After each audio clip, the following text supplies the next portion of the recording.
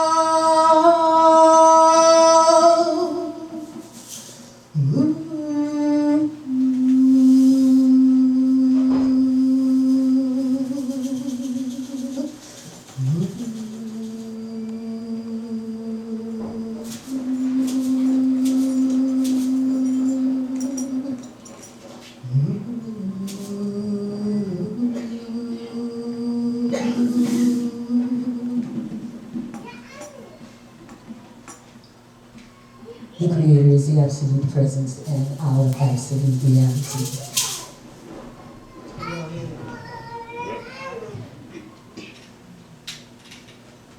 The Creator is the absolute presence and the absolute reality. The Creator's presence is all there is as existence itself, and it is our absolute presence, and it is the absolute reality. The presence of the absolute is all there is as existence itself, and it is our absolute presence and our absolute reality. Do you hear me? On behalf of all of those who have come before us, on behalf of all of those who remain nameless, who we don't remember, on behalf of those who were chained, who were enslaved, who did not make it to this continent, on behalf of all orders of existence itself, on behalf of the Aboriginal, the Indigenous, and the Native peoples of this planet, on behalf of our mothers, our fathers, our grandmothers, our grandfathers, our great-grandmothers, our great-grandfathers, and all of the grand ones, the great ones, and the not so grand and great that came before them. We are right now in the presence of the absolute presence. And that is all there is as existence itself. The earth is like a cell within the body of the Creator's presence, and there is nothing that goes on upon this planet that the Creator doesn't know and has not authorized. And for those of you who are familiar with the DVD, Africans in Asia, you'll find that our whole story of our enslavement was already carved in stone in Asia. And so now you have to look at the wonder and the why. And in understanding where you are not in America. America isn't a place that exists. She's a figment of our collective imagination. Otherwise, she's a corporate entity, and you cannot be a citizen of a corporate entity. You can be an agent, you can be an officer, you can be a slave, but you cannot be an American. Because America doesn't really exist in the context of the whole of existence. We dwell in the presence of an absolute and determinate presence, and we live on our Mother Earth. And right now, in this now moment of eternity where we dwell, there is that which goes on that is more horrific than anything that we've ever experienced. And it is the enslavement, the bastardization, the annihilation, the captivity of all manners of beings. See, there is only one eye that sees, and every eye that sees is an eye of the absolute. My mother used to say as a little girl, she used to say, it don't matter where you go or what you do, God sees you everywhere. And I used to wonder how it is that God could see me anywhere and everywhere, but God sees because it sees through every eye. So the God, that intelligence of existence that you all don't call on before you call on the ancestors. They call on Jesus before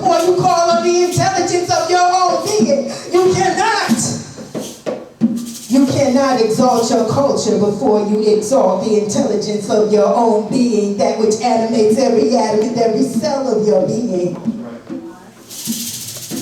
Understand me now. We live in a now moment of eternity where there has been condemnation. The condemnation has been as a result of the violation of the first law of life that says, thou shalt not kill. And every people upon this planet, regardless of how black or how not, have been in violation of that law that says, thou shalt not kill. And they have been killing everything. They kill the crocodile, they kill the snakes, they kill the elephants, they kill the lions, they kill the tigers, they killed everything. That's why we as a collective global family are dying, because we have instituted death to all of the other intelligences of existence that sees with the eye of God. There's a law that I will state for you so that you can receive it, because killing has become sport, it's become game, it's become that which you pay for your children to be able to do in video games. They train us as killers. Thou shalt reverence and respect the intelligence of existence as it manifests and will manifest through every order of being. Thou shalt reverence and respect the intelligence of existence as it is manifesting and will manifesting through every being. So therefore, in this now moment of eternity, we who have the history of enslavement, captivity, abomination, sodomization, murder, rape, and all of that as a part of our genetic information, that which has been passed forward, the fear and the deprivation. We are in complicity and complacency with our own annihilation, because we feed off the violated beings of those who are in slavery and captivity. You're talking about the chickens, I'm talking about the cows, I'm talking about the beef, I'm talking about the fish, I'm talking about every living creature. Every day you have tens of hundreds of thousands of creatures whose blood is being spilled every day on Mother Earth, and Mother is tired of receiving her creatures' blood. Do you hear what I'm saying? We can no longer continue to feed off the flesh of dead animals, the aborted fetuses of chickens, the pus and mucus of cows, artificial colors, artificial flavors, FD&C colorings, white sugar, white flour, white potatoes, and all of the garbage that they put in our communities, so that we will never walk in the fullness of the authority of who we are as the children of God.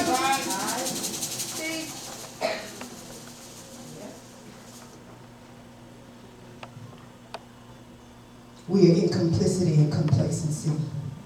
We are hanging from the trees of distortion, degradation, dysfunction, disease. We're hanging from the trees of obesity and diabetes and lupus and cancer of the larynx cancer, the esophagus cancer, the uterus cancer, of the ovaries cancer, of the prostate cancer, of the breast. We have over 1 million women each year having their wombs removed because of the violations and the toxicities that are there. We're having our breasts cut off because the sisterhood is in default of what it is to be a woman. And being woman is part of the order of existence, for all things proceed from the divine feminine. And so we have to call a moratorium on death.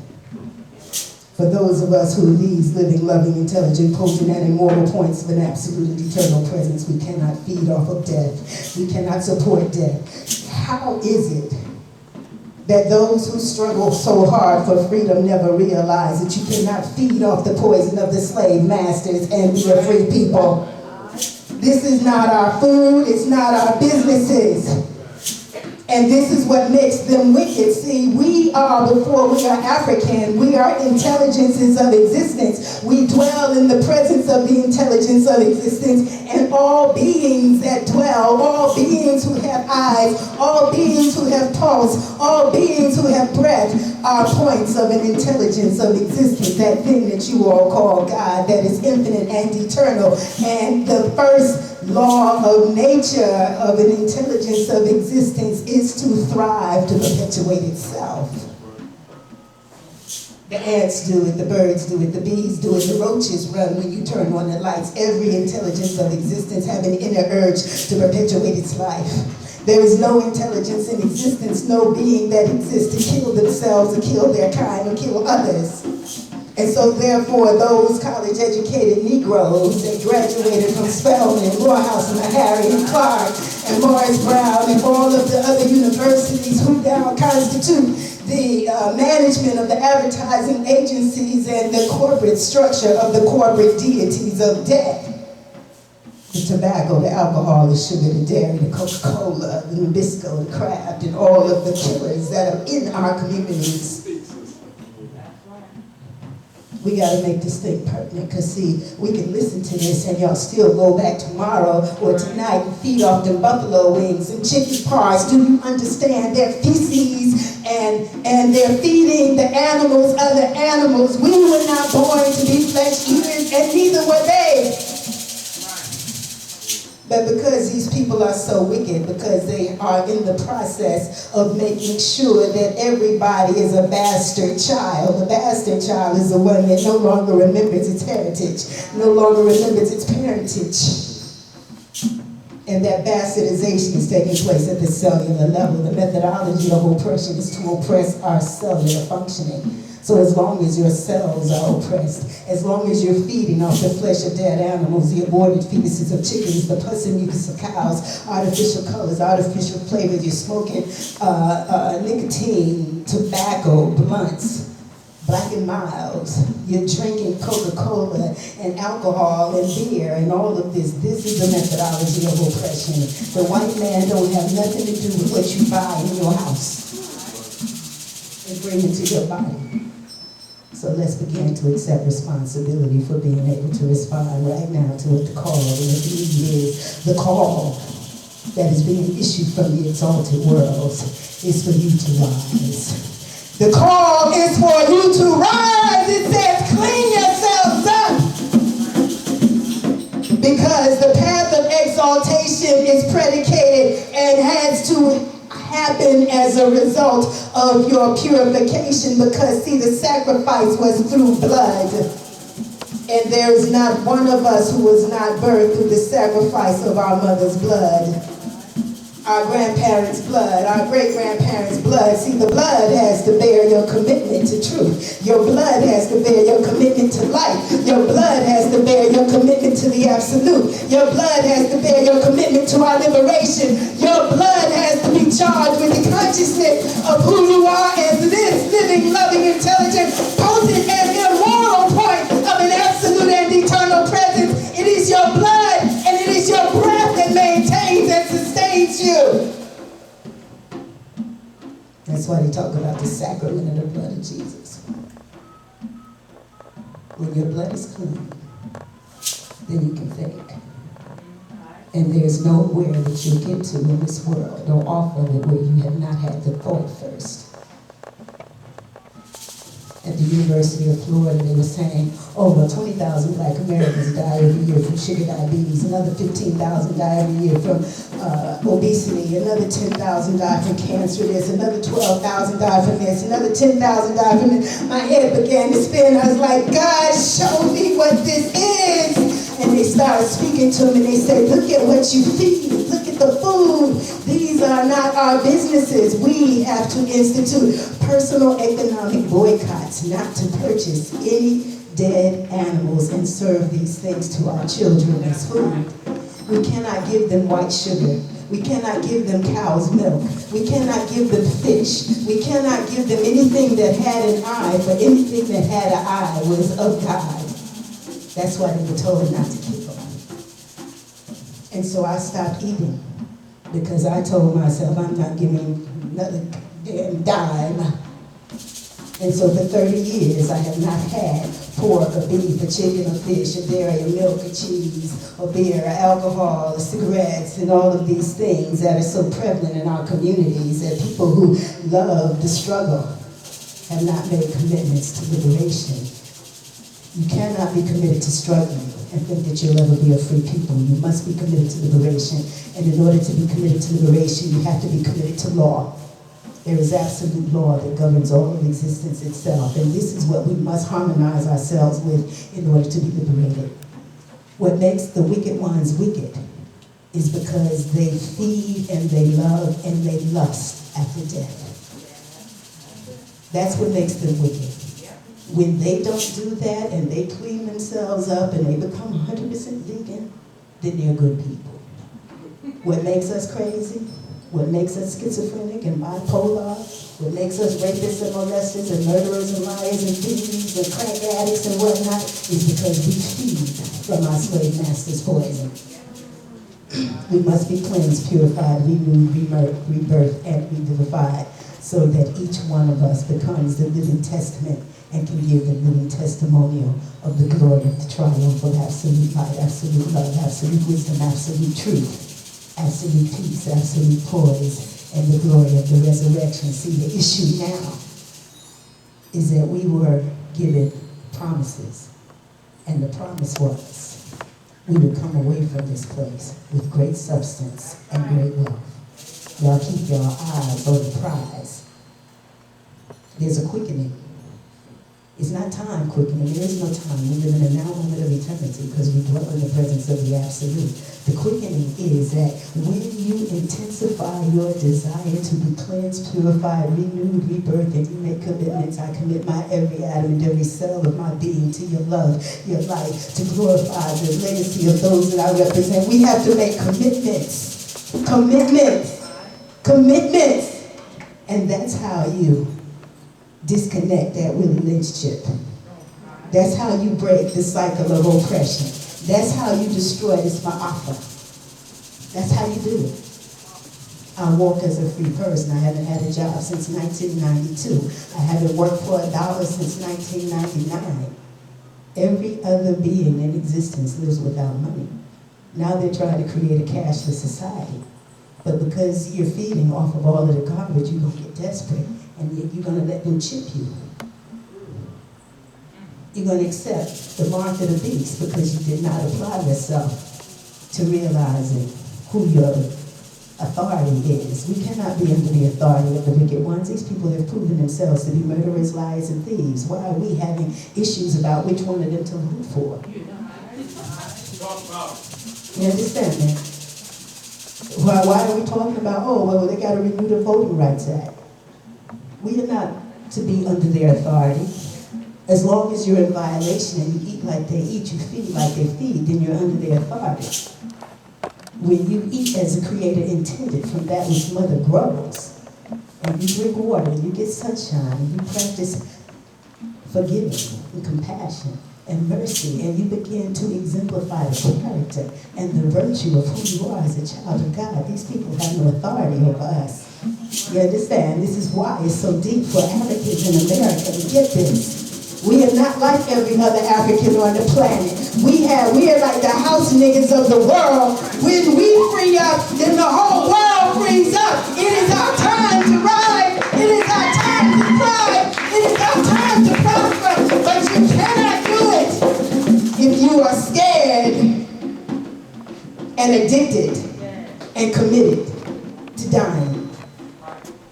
This is our time to be committed to life, to committed to love, to committed to law. And if you need help, then you dial my life support line is 678-760-9299 so you can get the life support you need. Don't wait till you're next to your last heartbeat or your last breath to say, oh, he's in critical condition. You need life support. You need life support every day because you've got multi-million-dollar industries, the death industries, the corporate deities of death under which so many Negroes in this city work for. Understand, the boycott of the death industries will lay foundation for a global work stoppage. And every sister in here is being authorized to lead that fight. But you got to do it by getting right, by getting harmonized in absolute light, absolute love. So when we realize that the Creator's presence is everything and everybody, everywhere. We cannot support the enslavement of other beings and feed off their body parts and then come to things like this and think that we can do the right thing if we don't do that thing. I'm on every Thursday night from midnight to 3 on 89.3 FM, the leading of the Inner Circle. I'm starting my 9th year dealing with the issues of our resurrection, the prerequisites for our being qualified for continuance in existence, and boycotting the death industries as grassroots community movement. It's our time.